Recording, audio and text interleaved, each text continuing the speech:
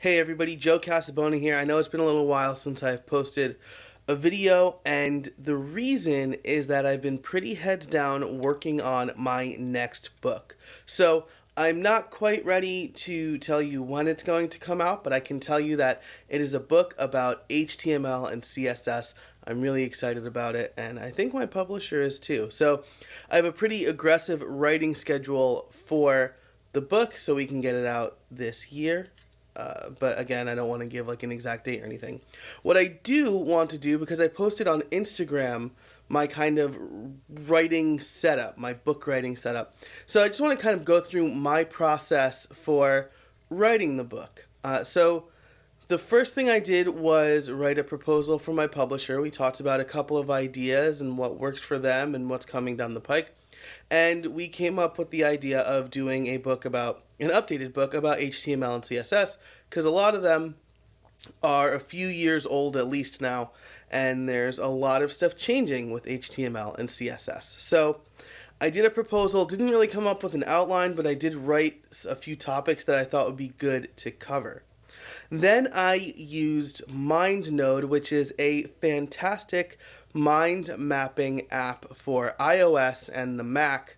So I have it for both. I use SetApp on my Mac, so it comes with SetApp, and then I bought it for my iOS devices.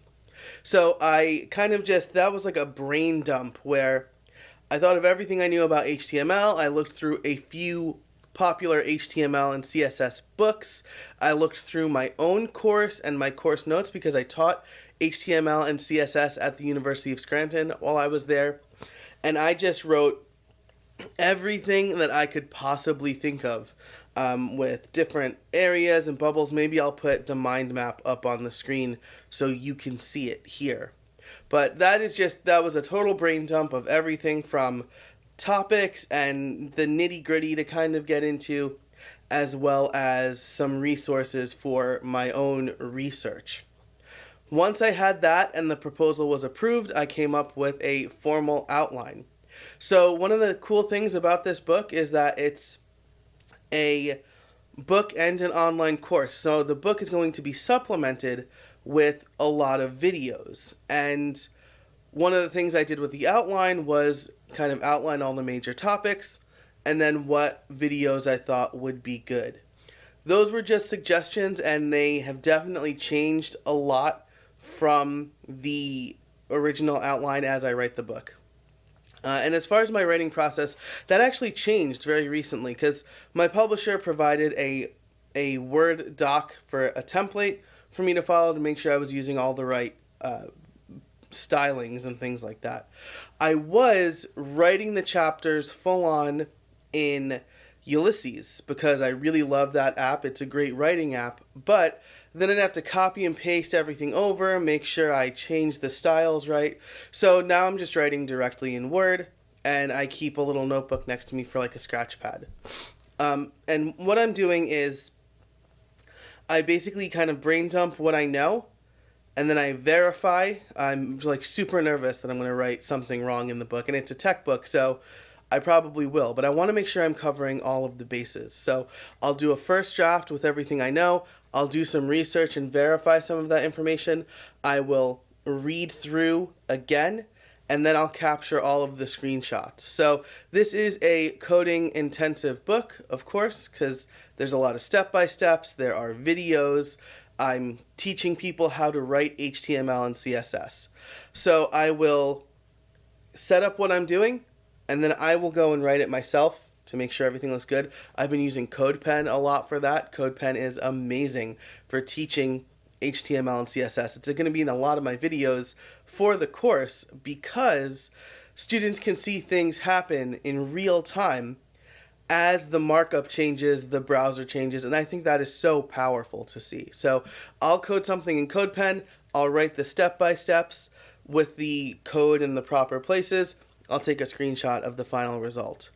All of my code is probably both. It's going to be in CodePen as well as in a GitHub repo broken down by chapter so that students can go and download and experiment if they want.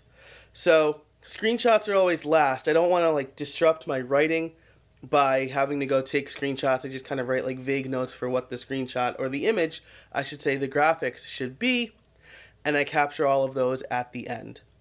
The last thing with the whole writing process is that sometimes I have diagrams and I am not a graphic designer. Luckily, my publisher has a team of designers, so I have been doing a rough sketch in GoodNotes on my iPad and sending that with the rest of the images with a production note that says, please use this as a guideline for the graphic that you're going to create. So that's the whole process. I wrote a proposal about what the book will be about and what makes it different from current books that are out now. I used MindNode to make a mind map of everything that I thought could be included in the book. Then I created an outline with the major topics and the videos, and now I'm writing it chapter by chapter, getting all the words and the code on the page, and then taking all of the images, grabbing all of the images last before I send it off to my editor so that he can go through the whole thing and send revisions back to me. So, and I should say that I have a copy editor to make sure I'm using grammar correctly. And then I also have a tech editor to make sure that I'm not glossing over anything or I'm not describing things incorrectly. So it is an arduous and like a thought-intensive process. I just finished my second chapter for this week, so maybe that's why I'm a little bit all over the place, but I wanted to tell you how it's going. And so it's a process I really enjoy, though. This is like my 5th book that I'm writing, the 3rd one that's actually going to be printed and like put on shelves and stuff like that, so that's super cool. If you have any questions for me about the book writing process, feel free to leave them in the comments below, and if there are enough, or if there's a lot of interesting questions, I will follow this video up with another book writing video, and maybe I'll just keep you posted. So that's it for this video. Thanks so much for watching. If you liked it, be sure to click the thumbs up down below and subscribe to this channel for more great content.